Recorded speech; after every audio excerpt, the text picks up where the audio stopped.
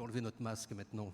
On va respecter tout au long de ces 3 jours tous les gestes barrières, sauf sur la scène où l'espace est suffisamment vaste et on peut aussi se parler plus facilement. Monsieur le Président, bonjour. Alors nous voici réunis pour l'ouverture de ce 103e Congrès des maires et présidents d'intercommunalité, pour lequel l'AMF a choisi pour thème « Les maires en première ligne face aux crises ». Alors on est d'abord heureux de se retrouver, puisque l'an passé, la crise sanitaire nous avait privés de congrès, et puis c'est un congrès particulièrement important à bien des égards. C'est aussi le premier depuis le renouvellement des municipales de 2020.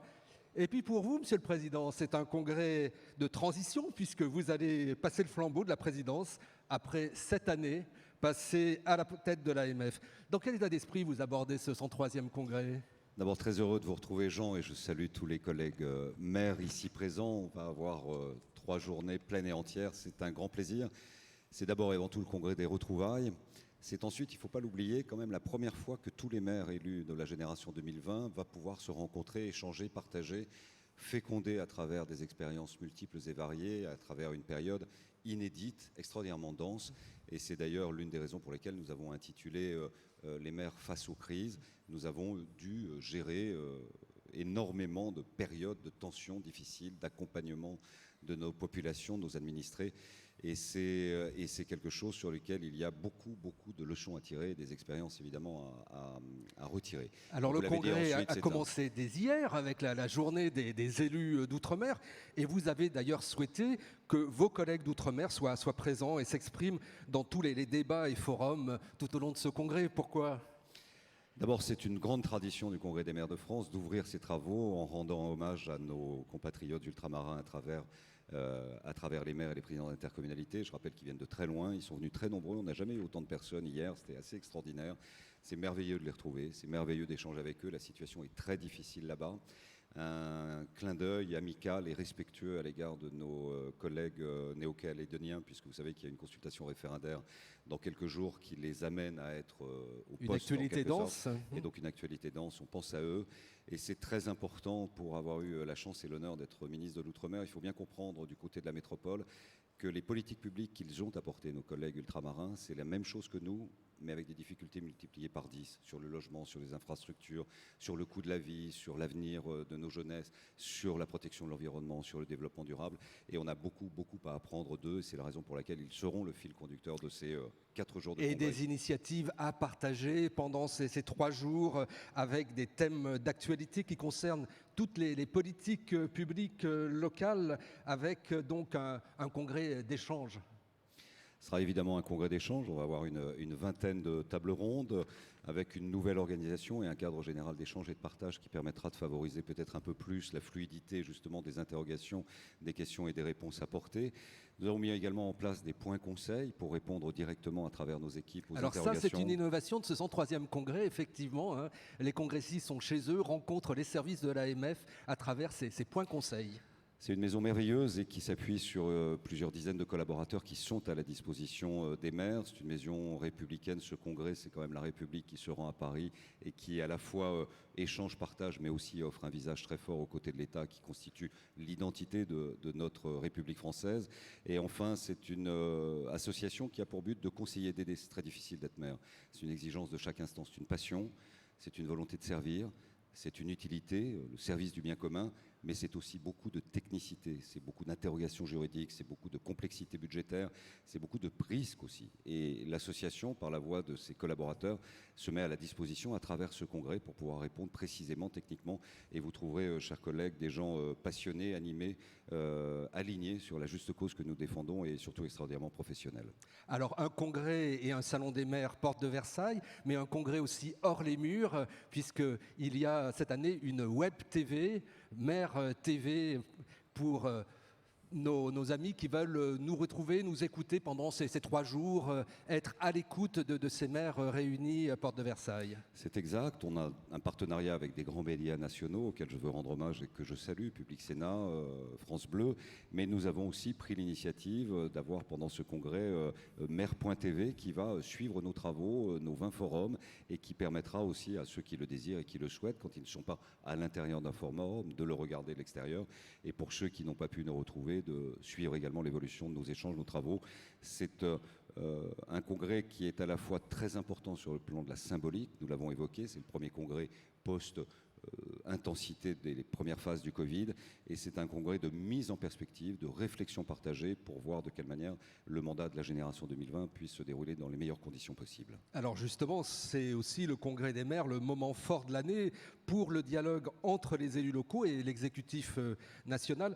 Quel est le message que vous souhaitez porter ? Alors, il y a plusieurs messages. D'abord, je pense que l'État est conscient que nous avons fait un travail essentiel et, je pense, irremplaçable.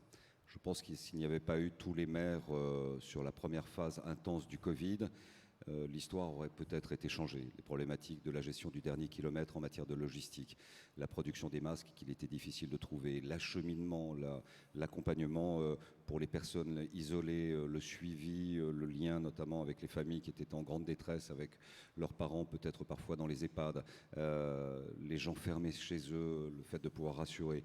Nous avons répondu présent sur l'affaire des masques, nous avons répondu présent et organisé sur l'affaire des tests. Nous avons été à l'initiative et à la manœuvre avec une grande agilité et une grande créativité, me semble-t-il, lorsque nous avons demandé à nos agents territoriaux de dépasser leur poste et de se mettre à la disposition des COSEC, des complexes sportifs, des salles culturelles qui ont servi de vaccinodrome, que nous avons proposé à l'État à l'époque, qu'il n'en voulait pas, mais qui ensuite était bien heureux de pouvoir le trouver, et qui fait que par exemple la France a un fort taux de vaccination, ce que l'on doit aux laboratoires et aux chercheurs pour les vaccins, ce que l'on doit aux maires pour l'accompagnement de la population française et d'avoir une bonne couverture. Donc nous attendons de l'État un hommage appuyé à la juste proportion de ce qui a été notre rôle pendant cette période, et nous attendons de l'État aussi d'avoir la claire conscience qu'il pourra en tout temps, tout lieu, toutes circonstances s'appuyer sur les maires de France, mais dans une projection et une perspective qui répond à un besoin français qui sera certainement à terme, dans les années et dans les mois qui viennent, je l'espère, un débat autour d'une nouvelle organisation des pouvoirs publics, une aspiration à plus de liberté locale, ce qui signifie pour les maires que nous sommes plus de responsabilité locale, plus de compétences, plus de moyens, plus de budget pour être plus efficace dans la protection du coin de la rue de chaque Français. Alors on en parlera tout à l'heure avec vous et puis avec vos collègues, présidents de Régions de France et de l'Assemblée des départements de France, dans cette formation que vous avez souhaitée, Territoires Unis, mais pour vous, Monsieur le Président, c'est aussi un congrès de transition, je le disais, 7 ans de mandat. Et on voit le chemin parcouru, en particulier sur l'image des maires qui s'est améliorée. J'allais dire, vous avez gagné la bataille de l'opinion, François Baroin. Je le pense, même si c'est toujours fragile. Et la bataille de l'opinion, au fond, c'est une pédagogie de 5 instants et pour toujours, puisque c'est tout simplement transmettre de génération en génération le fait que notre pays, depuis la Révolution française, repose sur l'État, comme je le disais, et repose sur la commune. Le choix personnel que j'ai effectué, j'aurai l'occasion de m'exprimer devant les collègues tout à l'heure, est un choix personnel. Je considère qu'à la tête d'une institution aussi importante, aussi belle, aussi grande, aussi unique, aussi inédite, qui suppose de dépasser son engagement militant pour se placer au-dessus de cet engagement et trouver autour de la table des gens que vous combattez ailleurs et avec lesquels vous vous retrouvez pour défendre nos communes, a été un enseignement magnifique, d'être également totalement indépendant dans notre fonctionnement. Et 7 ans avec tout ce que nous avons traversé, je pense que c'est bien aussi de permettre à une nouvelle génération qui se lève, qui demande un espoir et qui veut exercer des responsabilités de pouvoir le faire.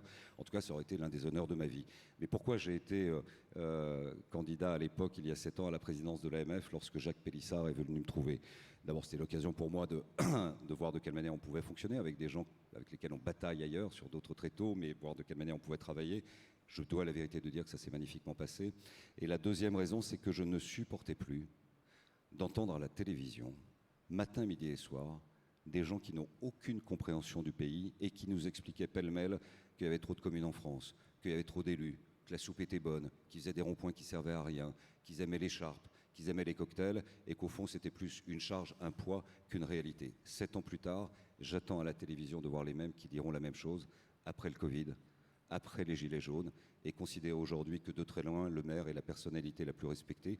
Oui, c'est un acquis, évidemment, de ces 7 années passées, mais c'est aussi une exigence et un devoir pour la génération 2020 de poursuivre cet effort et de faire en sorte qu'en effet, l'opinion publique fasse corps avec son maire, de même que le maire est le premier pilier de la République et le meilleur porte-parole des intérêts des administrés français. François Baroin, merci. Merci, Monsieur le Président. Merci à vous. On vous retrouvera dans une deuxième partie de la matinée sur ce débat sur les libertés locales, comment progresser. Mais tout de suite, eh bien, nous allons passer à une première séquence de débat, première séquence consacrée aux leçons de la crise telles que vous l'avez vécue, telles que l'ont vécu les maires de France.